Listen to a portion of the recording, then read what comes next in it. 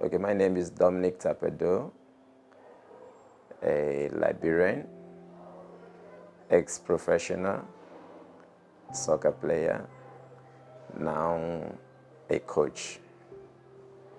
I'm going to share my journey to South Africa.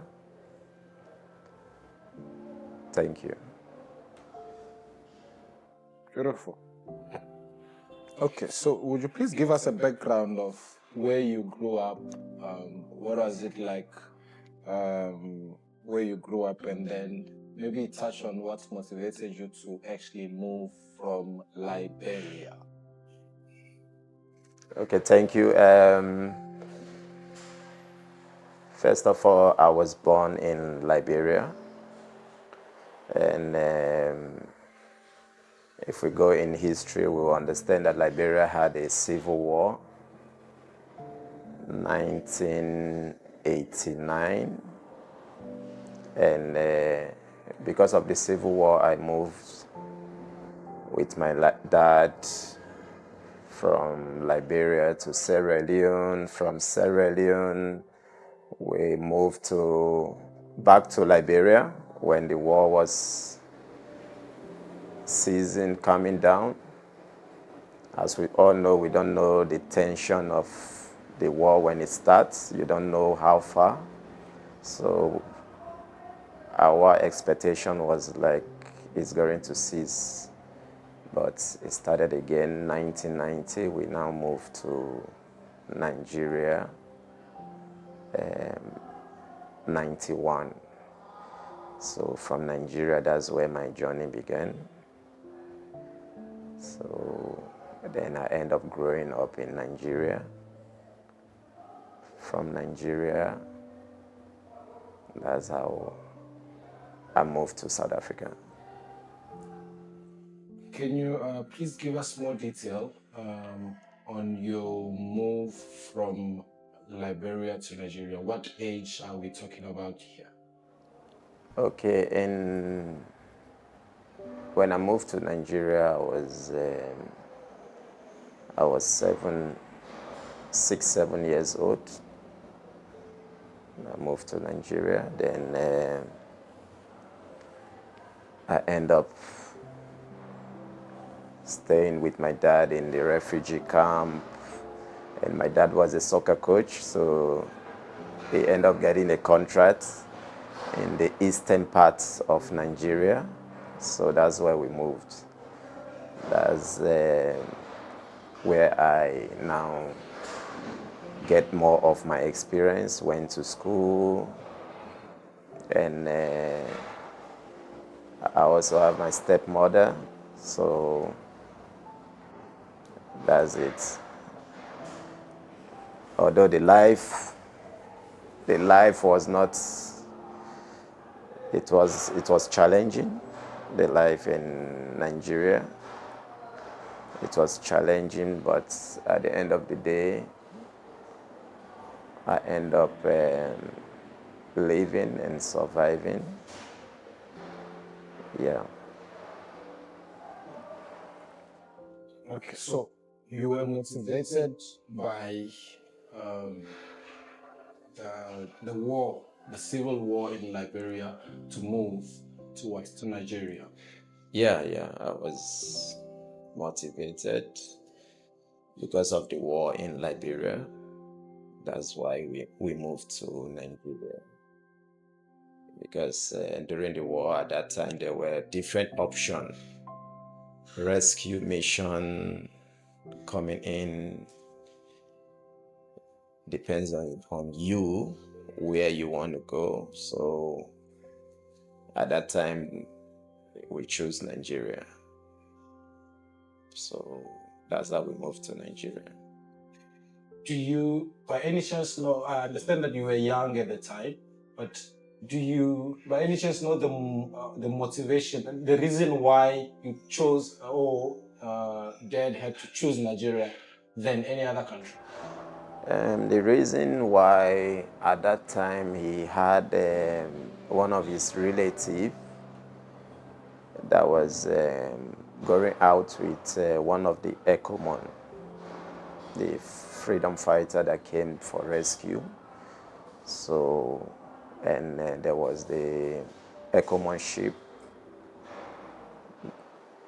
They were using it to go back to Nigeria. So, because of his cousin that was going out with one of the military, that was why we were motivated as well. And I believe maybe he had some experience documentary about Nigeria as well that motivated him.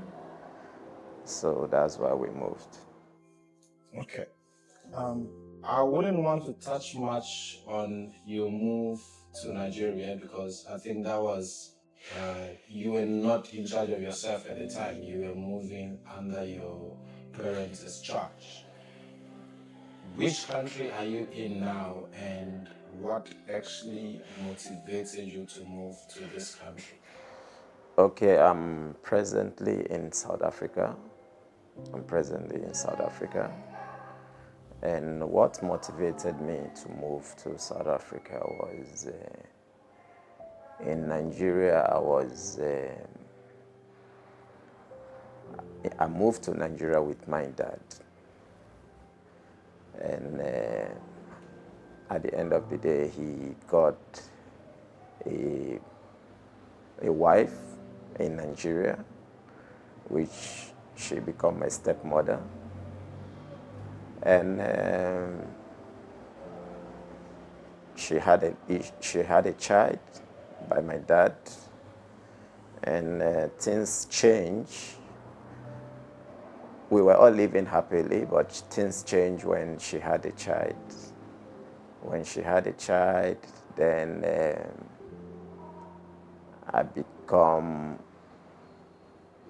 she started seeing me like an opposition towards her child, towards her son. She started seeing me, because in Nigeria, I can say 80% of stepmothers is challenging. You living with your stepmother is challenging. So it was hectic living with her when she had a son. So I was like, I end up living a life that I was not expected to live. I end up knowing the outside world, because we had everything. When I mean we had everything, it's not that we were so dear, but we had enough that will sustain us. But at the end of the day, I end up selling in the streets. And me going selling in the street, that's when I understand the outside world. Before I went to the street to sell, my mindset was like, one day I'm going to be a preacher, one day I'm going to be a reverend father. But when I started selling in the streets, that was when my mindset started to change. I started to understand the outside world. I started to understand people, different, how people are living outside. So when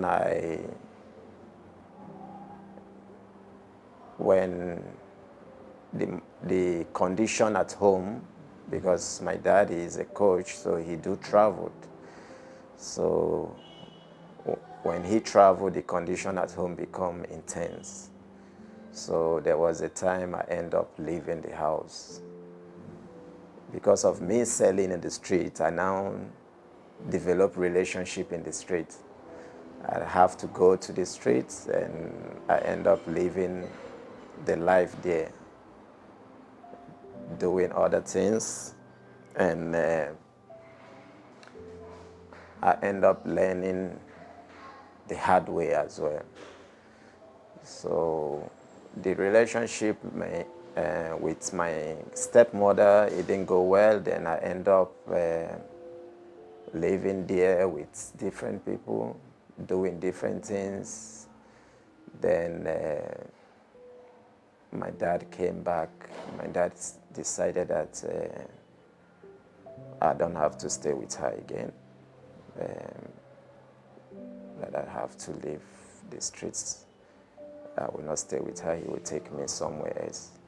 So that was how I left. And I started living without my stepmother. My dad was not there. I ended up living with other family. And sometimes when you're living with other family, you end up not, they end up not paying so much attention on you. And will now lead you to live on your own experience. You understand? You end up taking care of yourself. You end up doing things that will better your life. And it helps me also. The little time I spend with my dad, I end up, while I was alone, I end up thinking of those things. That was what guided me. I know that, my dad don't want me to live this kind of life. He don't want me to do this. He don't want me to do that. And he was harsh. So those things, and I wanted to also make him proud as a child growing up. So I end up try to discipline myself. I was going to school. From school, I was also playing ball. Then as time goes, I end up, what I'm telling you, this story I'm giving you is a life that takes place in some years. Yeah, it takes place in years, but I'm just trying to. So I end up staying alone, thinking I will achieve in school. Then as time goes, things change. I was thinking I will achieve in playing soccer. Time goes, I end up in the event industry. I end up into that department. And life changed because that was when I started to live a better life. Because I was earning well in Nigeria. I was now living the life that I feel like I wanted to live. Like life about you not lacking of, you want to feed yourself, you want to shelter. That was when my story started to change. And during that process, I now started to get offered to play for teams. But those teams, at the end of the day, they were not, when I was going through difficulty, I didn't get those chances. So, but when my life changed, I started to get those chances. So I have to decide, do I want to go to play the soccer? And in Nigeria, when you play for the lower league, you're not getting paid much. And the delay in payment and all that. So they were challenging. So, but my work, I was okay. So now I was thinking in between there, what will I do because my goal also is to have a better life. And whatever I'm doing, I'm also trying to program myself towards that. So when I was into the industry, and I was now thinking, there was a time I started to think different, because as time goes, you end up thinking different in life. As time goes, you end up thinking different in life because of the situation you find yourself at that time. I started to think, in Nigeria, I've stayed a long time, and I've stayed without family. Even my stepmother, I cannot go and see her because of I'm scared, I'm not too safe.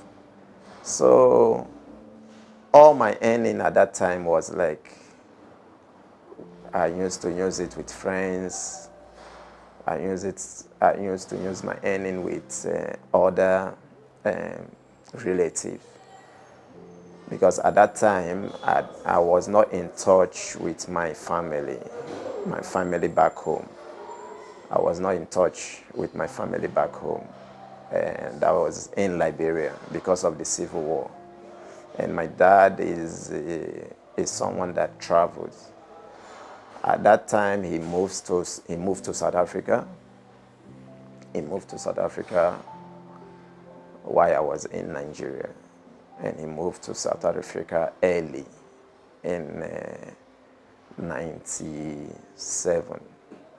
That's when he moved to Liberia and Nigeria and South Africa. He moved to South Africa. So, but all those period I was in Nigeria, living a life, and I was living a life like, even my dad, he didn't actually understand where I'm heading, because he knows that all of this, all almost all my life, I was not trained by my mother. I was trained, at the time I was trained by my stepmother. So, and he was not there as well. He was not there. It was only phone calls and other things. So his expectation was not me, because the way I see things, he didn't expect my discipline. He didn't expect my discipline, because when he was here in South Africa, most attention was my stepmother and my siblings, because he have a boy and a girl by my stepmother. So the attention was on them. The attention was not on me, because, ladies, they also put pressure on him because of her own kids and all that. But me, there were no pressure, because I was all alone. So, but when I was staying in Nigeria, when things get right, I end up sitting by myself. Like, that's where my journey to South Africa came in. I started thinking to myself, every year, every month, I'm getting salary, celebrating with other family. I don't even know the whereabouts my relative in Liberia. I don't understand, and where should I call home? And my dad, I don't know much what is happening in South Africa with him, but I knew he was working, but I don't know the current situation. So I tried to get in touch with my dad, and I asked him, Dad, I want to come to South Africa. So, and he said to me, things are not good. Things are not good with him at that time. He said, things are not good, that I should not come. I said that it's not about the financial aspect. I just want to come and see you. Then we can take it from there. Let's discuss. Let's see how, because it's been a long time, it's been a while I'm alone. You understand? Because at that stage in my life, it was not all about the financial aspect. It was all about the family love, parent love, relationship, bonding with family, and know how your life going to end. Because you always see your friends, your colleagues, they're going home, they want to visit their home. Some of them. And I was like, what will happen if I end up like I want to settle down with a woman? Where will I call home? So there were a lot of challenges I was facing. I end up, money was not everything to me at that time because I was okay. Money was not everything to me. So when my dad told me about financial aspects, I told him, no problem, I will come. I want to come. You understand? Me leaving Nigeria to come to South Africa, my intention was not to come and stay. My intention was to stay for maybe few months and go back. Then already at that time I was have chat with my dad, and he can also relate me with my family back home. And I know when I meet him, I will have a different understanding about life. So that was why I was pushing at that time to come and see him. But he was like, no, no, no. I said, no problem. But I have to convince him that I'm a little bit financial buoyant, that I can take care of the expenses of me coming there, and I will be able to look after myself for the few time while I'm here, that he should not worry.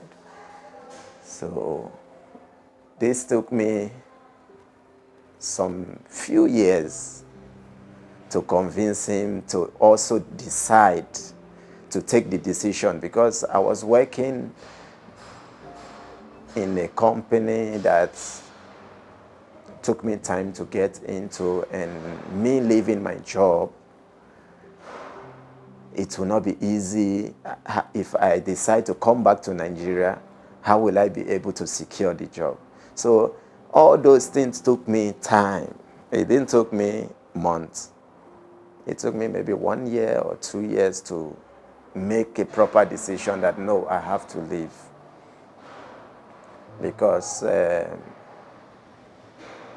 my leaving my work, I didn't even let my boss know. Only few of my colleagues knew that I'm leaving to see my dad. And those decisions, I was making it because I believe maybe if I come to South Africa, I stay 1 month, 2 months, I rush back, then I continue my life. And my also belief is that I might come here, I might not go back.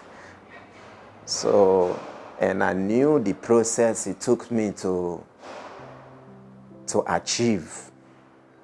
It was not easy. So I didn't want to lose those opportunities. So he ended up like, okay, no problem, I should come.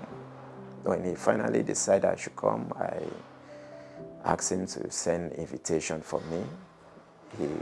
He sent the invitation, but with the embassy, they were not okay with the invitation. They were not okay with the invitation because there are some few details that they needed. And my dad, I was seeing it like he didn't wanted me to come. So he was, because of his situation, which when I came to the country, I understand. But at that time, while I was back home, I can say home, because at that time, Nigeria was my home. So while I was back there, I don't understand. Especially when you have not traveled to other country before, you will not understand about the life out of your country that you were present in. So when he told me I should not come, I press him. He sent invitation. The invitation was not proper, so I end up contacting some of my friends. I told them, this is the situation I find myself. I want to come to South Africa. They now say, okay, they have one or two connections that can do some document for me that will be able to come. I said, no problem. That was how I pushed, and I did the documents. I came to South Africa. When I came to South Africa, I saw my dad, and after we hugged, and we were walking, he couldn't even walk properly.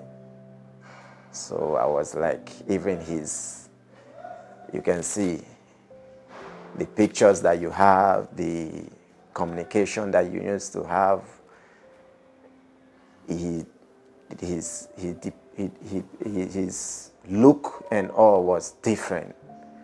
So I was like somehow in tears, but at the end of the day, because of what I went through in life, it always make me calm in situation. So I now, like, if I showed my dad that I'm depressed or I am sad, it might bring him down. So I need to show a strong feeling that can also motivate him. So that was how we went to the place he was staying, and this was happening 2011. That was when I came to South Africa. 2011, I came to South Africa, and we went to where he was staying. At the end of the day, I saw that even to feed was a problem. So I end up, luckily I was having some things, some capital. Even my woman back in Nigeria, I left some capital with her, and she was sending, and with the one I was having, I was able to sustain with my dad, even to pay the rent. So after the first month, second month, I told my dad, Dad, I have to go back to Nigeria because what I'm experiencing is not what I want to experience, because I've already sensed how the life was going, and I've been through this, and I don't want to experience something like this again. I want to go back to Nigeria. I don't want to experience those life I was living years. I told him I've lived a life like this before, years, that even to eat was a problem, that I don't want to experience those life. So let me go back, then maybe we can work on things, you come there, because I'm okay there for now. But being here, I don't want to live those life. So my dad was like, no, stay. It's good you stay, because I can see you are a good football player, you're a good soccer player, stay. And I have connections because I've coached quite a few teams in South Africa. Yeah. My dad, I'm telling you, he coached Amazulu, he coached Royal AM, he coached a lot of teams in South Africa. As I was saying, my dad, being someone that coached quite a few teams in South Africa, so someone like that trying to convince you to stay, that he's going to hook you, he's going to connect you in soccer teams and all that. And South Africa being my first experience of country and first traveling experience.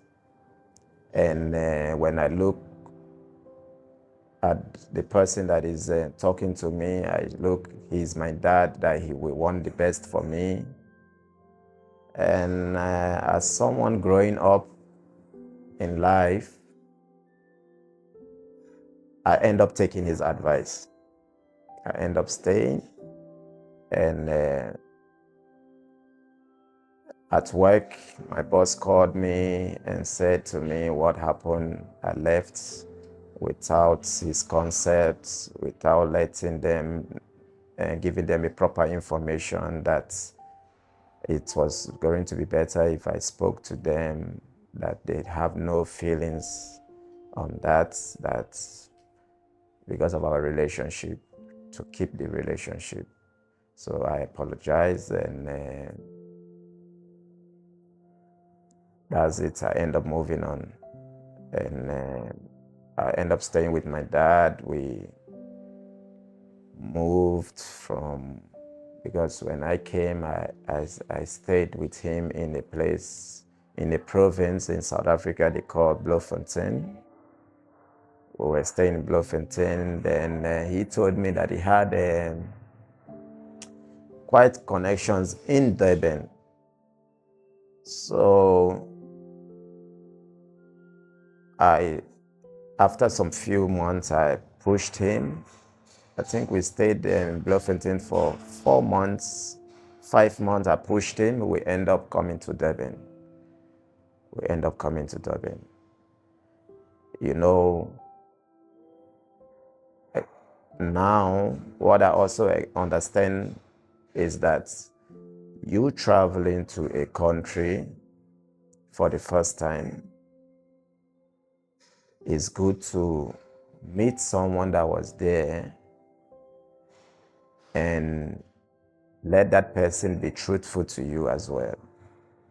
Because if you travel to a country and you meet even your father, your mother, or whoever, if they are not honest with you, then things become more difficult.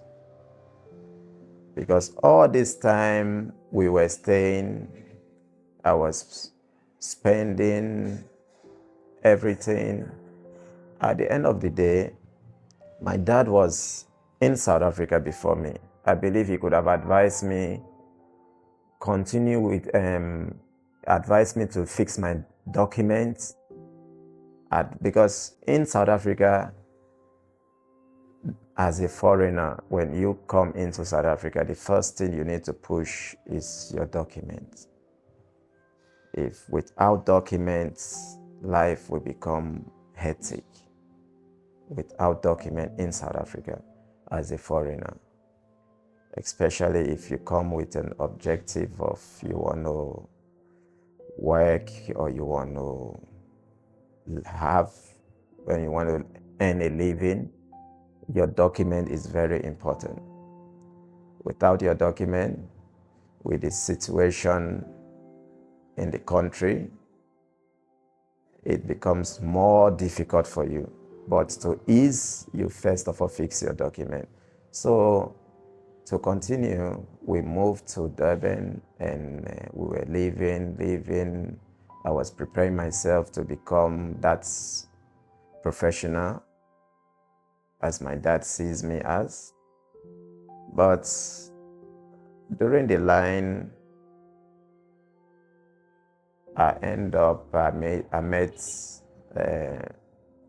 before I met my partner, I met my ex. I can say my ex because we're no more together. My ex in Nigeria. She was disturbing me. What is happening? She thought I said I'm going to stay for few months, but now what is happening? And her parents are pushing her. She needs to get married and all that. So I told her that, okay, with the situation I find myself in South Africa, I cannot tell you to wait for me. I think it's better if there is someone along the line, you can carry on. You can continue, you can get married. I will be pleased with that. But if nothing happened because of the relationship we had, you are still my first option. Then before I knew, few months, she called me, she said she got someone. I said, no, it's good. Then she ended up getting married. Then during the process, I ended up meeting my present baby mama. Yeah, my spouse. I ended up meeting her, which she ended up falling pregnant, and life goes on. So during the process, my dad ended up passing away in 2018. So he passed away. When he passed away, that was when my mindset started to change again towards South Africa. My mindset has started to change because first I came here because of him, and now he's no more. But at the other hand, I have a baby girl, which she have grown up. I have a baby girl. So now it's not all about my dad, it's about my daughter as well. So I become facing new challenge again. 2016, before my dad passed away, I was opportune to go to Liberia to play for the national team. And while I was there, I ended up meeting my family. That was after years. And I was like a new person after I met my family. I was like a new person. My mind, the pressure came down. All those years I've been pushing, trying to witness my family, to see them or to hear from them. Those pressure came to an end. And we will say, where have your mom been all this while? My mom and my dad, they divorced, and I didn't get to meet her. So 2016, when I went to play, I met some of the players from the national team, which they also wanted me to, even the ones in Malaysia, the ones some other country that was playing, they want me to come there. They said, oh, you are a good player. We want to link you up with our agents. We heard that you are in South Africa and you are not playing for a big team. So if you come over, it's okay. So I was working on that. But at the same time, my baby mama was also putting pressure on me that I need to come back to South Africa. And at that time, my daughter was I think she was 3 years old. She was 3 to 4. So, and because of the experience I have in life, I put her first because I didn't grow up with my parent and I know the feelings. And at that time, I was still growing up. I can say that I didn't have that strong mind or strong decision to make, because now I'm thinking, when I look back then, I'm thinking if I made those decisions to leave, at least if I count the years from now till now, I believe that I could have achieved a lot that my daughter will be proud of me, even though I was not there. and we can come together back again. So, but it's part of life. When I came back to South Africa, I have to come back to South Africa because of my daughter. When I came back, my dad was alive. He was not happy. He said I'm supposed to move on. I'm supposed to go and get those contracts, that I'm making a big mistake. But as I said, I was not strong enough to make certain decisions. My dad was telling me because he have been there, and he knows what he was talking about. But I was not saying it in that way. I was saying it like, no, I'm going to leave my family here. I'm going to leave. That was why I came back. When I came back, he passed away. Then I started to change my mindset. My mindset now goes like, now age is going and I'm playing, but in South Africa,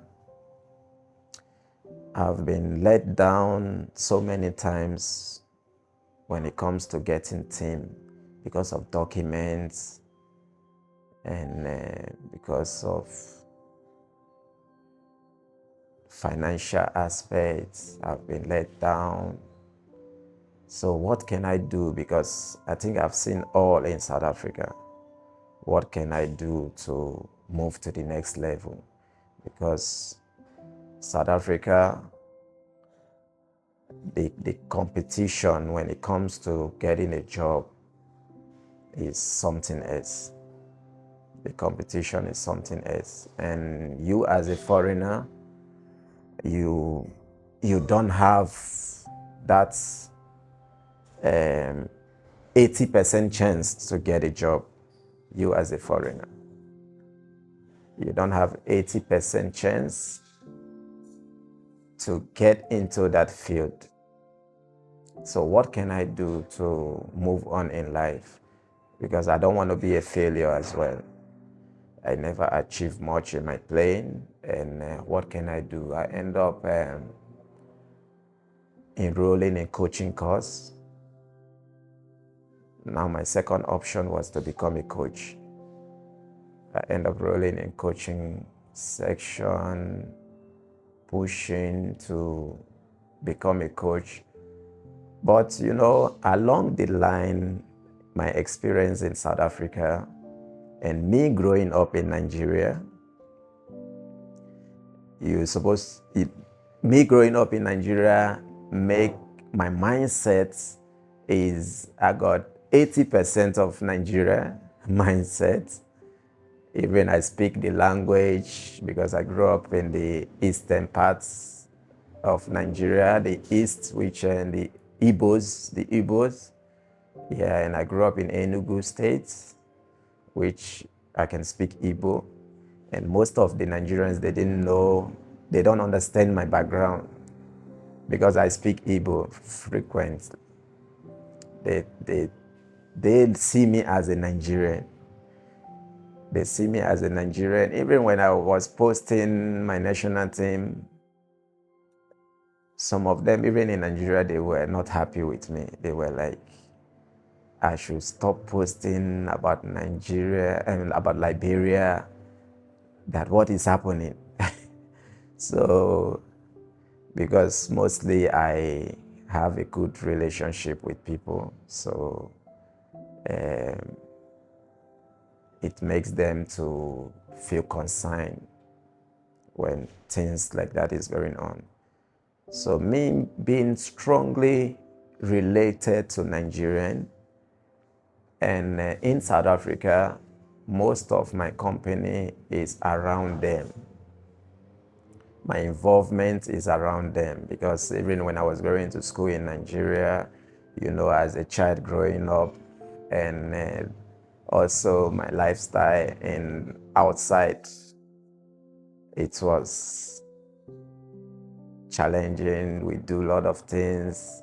When you grow up as a young guy, you fight, you do this, you do a lot of things. So even when I came to South Africa, it was easy for me to be with them. But the difference there is that 80% of them, the occupation, that was where I have challenge, is different from mine. The vision is different from mine. And what I do as a soccer player, and I want to become a coach, and I want to make a living in soccer, is different from them.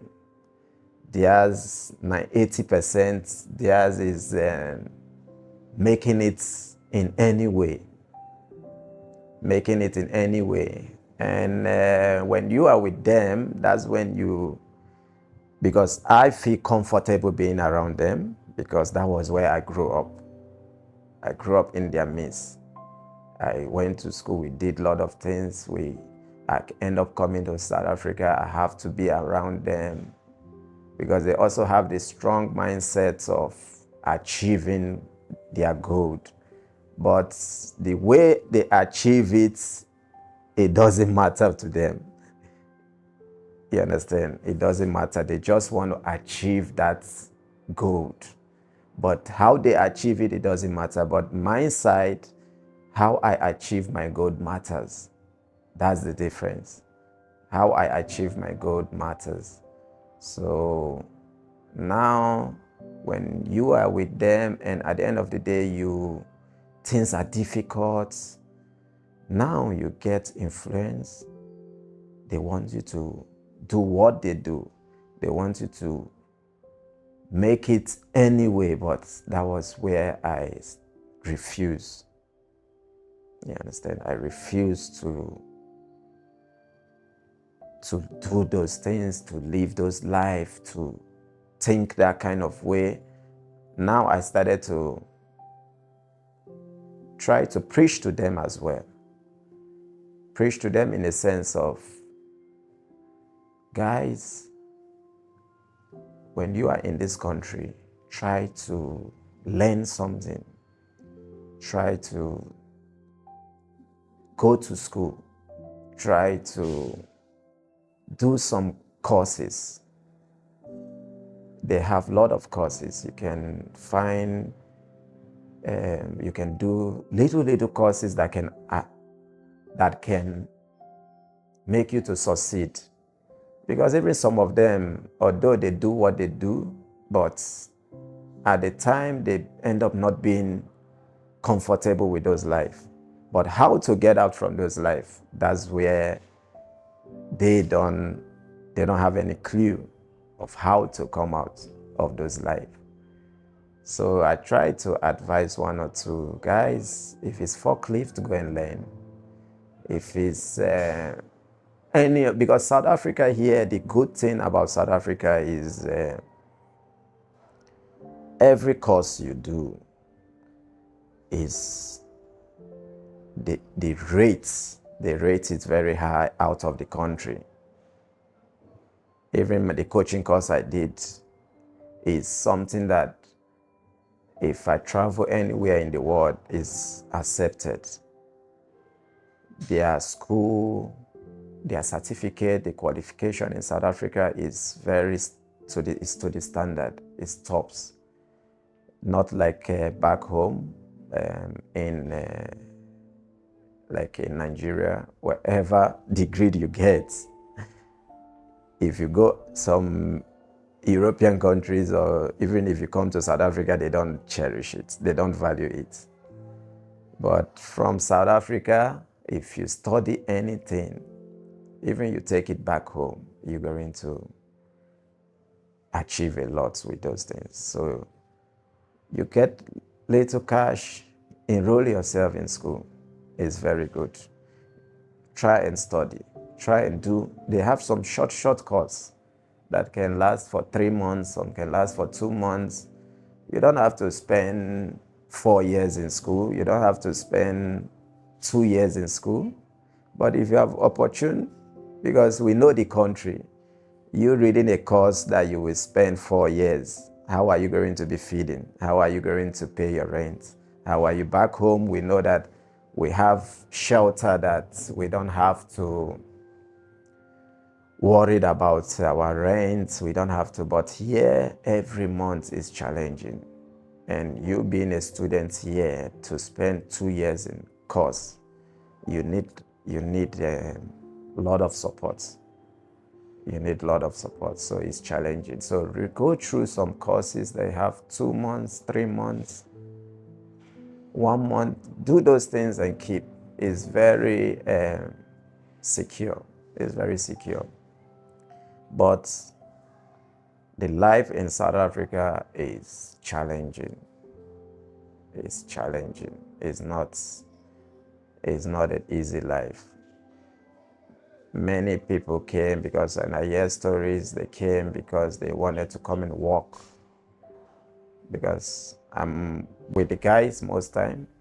Some of them came with the mindset they want to work, even though if it's construction work, even though if they want to work. But South Africa, you come to work as a foreigner, they ask you, where is your papers? You need papers. In everything, you need papers. So they make that difficult for foreigners. Then at the end of the day, most of the foreigners, they end up doing a lot of things, illegal things. Illegal things don't need papers. So they end up going the easy way. They do those things because they don't have any means. They have to pay their rent. They have to eat. They have to survive. They have to go on with their daily life. They have to. So, but on my own story, I was fighting those mindsets. Because when you are with them, some of them, they come, they bring out money in front of you. They showed you that they make this today. They show you that they can afford this. They show you that. So those are challenging. And you are like, how can I survive? So I believe with the coaching course I had, it assisted me. And my expectation is to do what I have to do, because I have coached quite a few schools, academy, to build up my CV, because my intention is to leave the country. That's my intention, to leave the country. Because no matter what, no matter how good a country is, your home is your home, and family is very important, and your history is very important, and knowing your ancestors, that's your forefathers, your fathers, is very important. You know, sometimes when you go, a South African is telling you, go back home, or this is not your country, or they make you feel uncomfortable.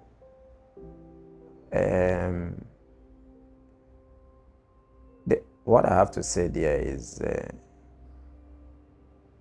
no one is going to, because I believe why they do those things is the experience they had with the whites and with the Indians. Because when you look more, and the Indians, the whites, they have settled down in South Africa as their home.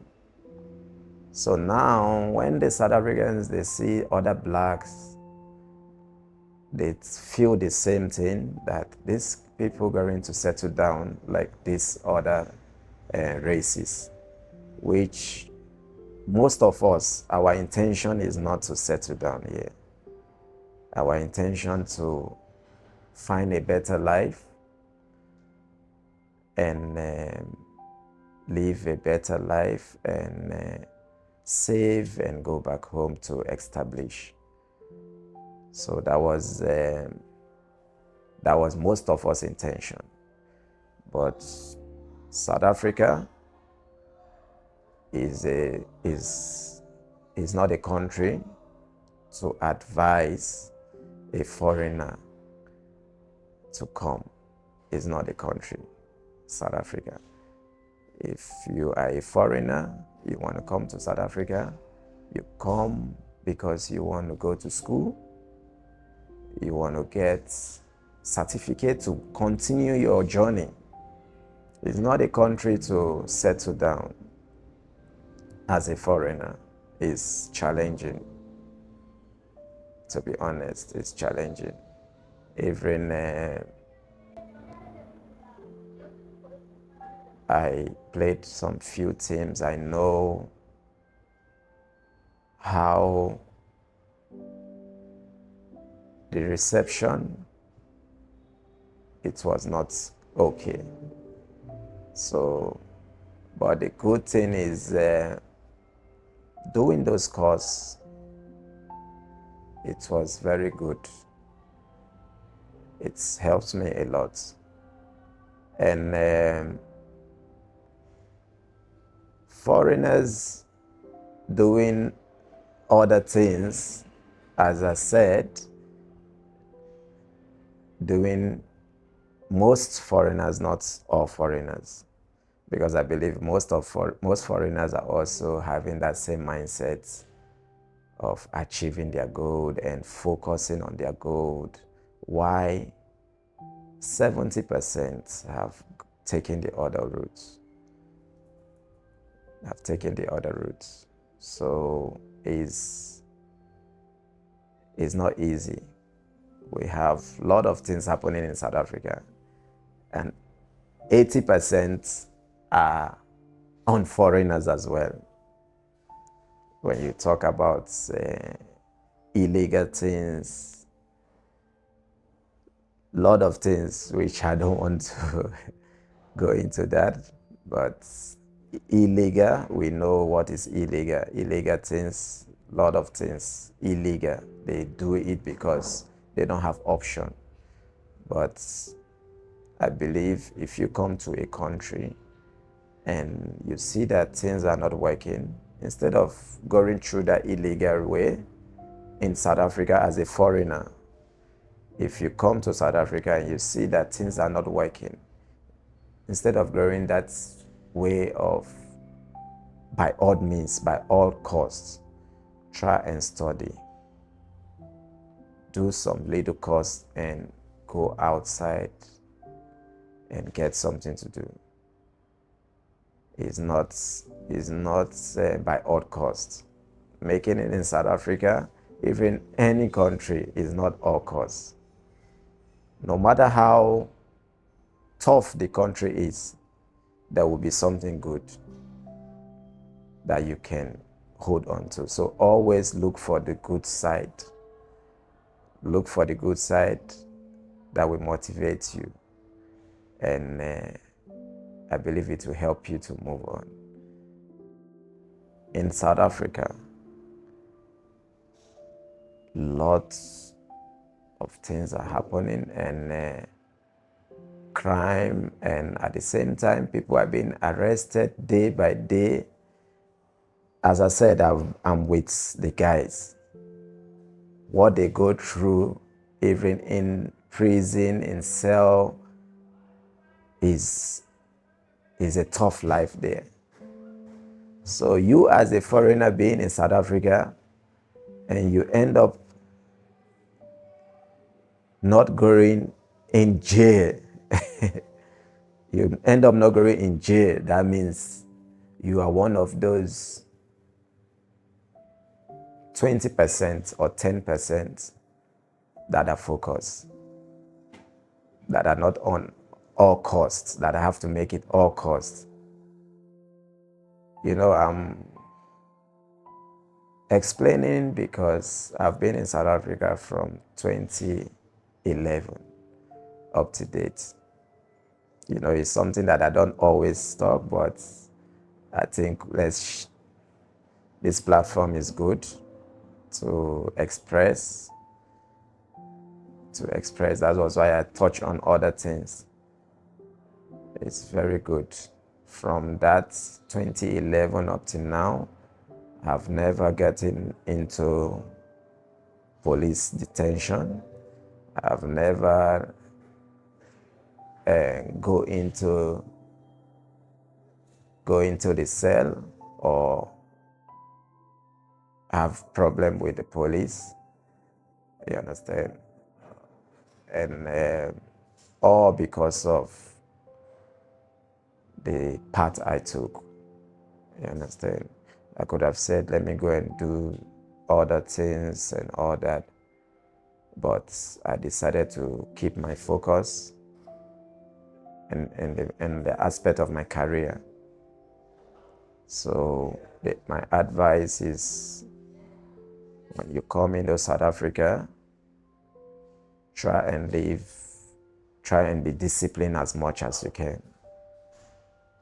Try and be disciplined. Try to be disciplined as much as you can. Try to be disciplined. Don't relax. Don't relax and depend on the easy way. Nothing good come easy. That's just a proverb, but some good things too come. But to get to achieve those courses I did, it was not easy. It was not easy. So some will say, those courses, you go, you sit down and you come out. It's not easy. You have to study. You have to study. Sometimes you have to study the whole night and you have class early in the morning again. You have to be in class.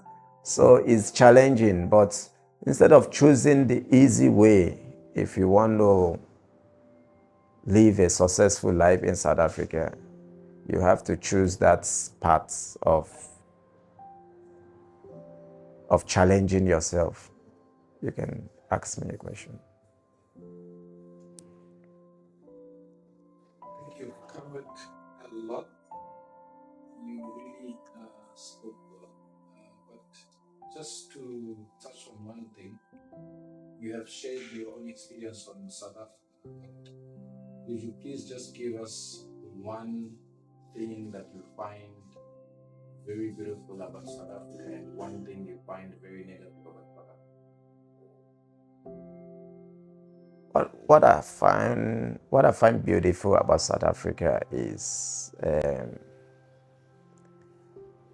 I've learned a lot in South Africa. I've learned a lot.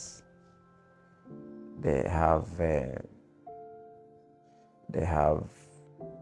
the country is beautiful. They have good people in South Africa. They have good people, especially the ones that are civilized. They have the ones that are civilized.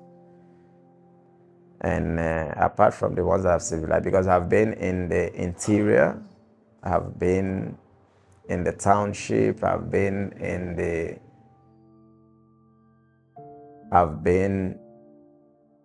most places in South Africa. Someone that came 2011, you must understand that I've been, and this is 2025, I've been in lots of places and I've seen a lot of, because people talk about South Africa,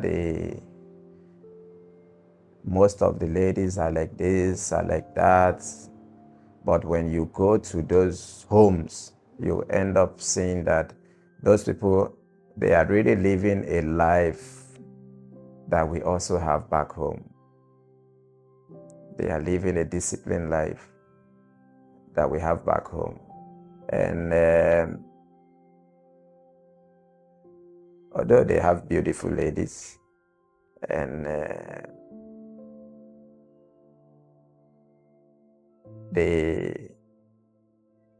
The negative aspects there is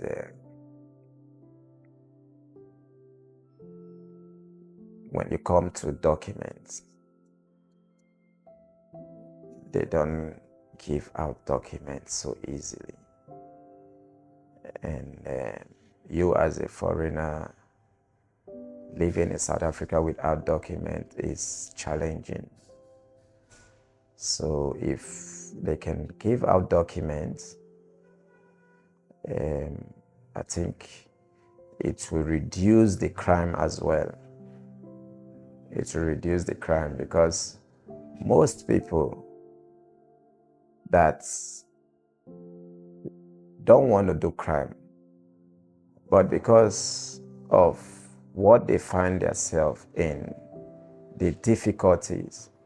Because if you don't have a document, you can't work, you can't even get a place of your own. Because if you're going to rent a place, you have to use your documents. And if you don't have a document, it's challenging. You end up living a dodgy life. It's difficult for foreigners when it comes to documents. So the bad side is the document, the challenging side. If they can give out documents to people, because obviously if you are in South Africa and your document is okay, you see that things are not working out, you use your document and you leave. But if your document is not okay, even to go to other countries, it becomes challenging. To leave the country, it becomes challenging. Because tell me someone that is in South Africa, you don't have documents, and you want to fix your document. And to fix your document is going up to thousands of rands. And you are not even earning hundreds of rands. How can you do that document? How can you do that document? It's challenging when you think of how to do that document and you are living an honest life, and you want to live an honest living, you want to do this, and there is no help. Because most of us, we come from a background that don't have that. We come from a background that they can't help. They're depending on us. They believe that they have done their part as parents by putting shelter and sending you to school. And for them back home, they are just living on, and they eat, sleep, wake up, and that is it. So they believe that you coming outside is to ease their pain. Now you thinking of how to do your document, you cannot even call them to send you thousands. You don't even know where they will get that thousands from. So you end up doing illegal things. Because those illegal things is what you can do without your document. So the challenging aspect in South Africa is document.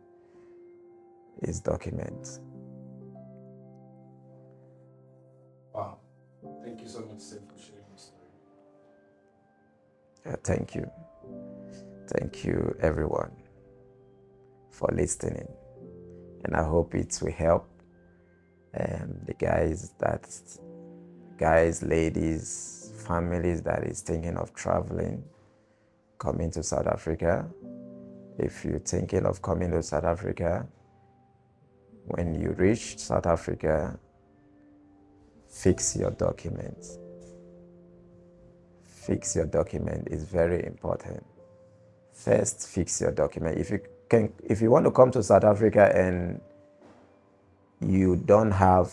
if you having it in mind that you're going to come here and you work and to fix your document, is not possible. There is no platform for that. You have to come and you fix your document. And fixing your document is thousands of rands. It's not something that you can just fix just like that. So before you come, make inquiry, check how much it can cost you to fix your documents. And another thing, when it comes to document, most people came here with visiting. They didn't come here with working permits. They came here with visiting permits. Coming here with visiting permits, if you go to the Home Affairs, you want to change it to working permit, they will ask you to go back home and come back. You understand? You should go back home and come back. Then your company that you want to work for, or the organization you want to work for, should resend you an invitation that you want to come and work for them. And you came here with a visiting permit, they're asking you to go back. Going back is another story, because most people, they trade in a lot of things to create finance to come to South Africa. Even some of them, they sell some of their land, they sell some of their property, hoping that when they come to South Africa, things are going to be different. And they find themselves that they denying them working permit, they denying them permits to work, that they need to go back home. It becomes challenging. There is no way they have to go back home. There is no way they can go back home. They either go back home and start from nowhere, or they stay here and find another means. So when you come into South Africa, try to find out how much it will cost you to do your working permit. And when you are coming with a visiting, it's difficult. If you come here with a visiting permit, it's difficult. So don't come to South Africa with a visiting permit and you want to come here for a living. Come here with a working permit. So when you come, that is it. So welcome if you come. So, but before you come, think of those things. Thank you once again.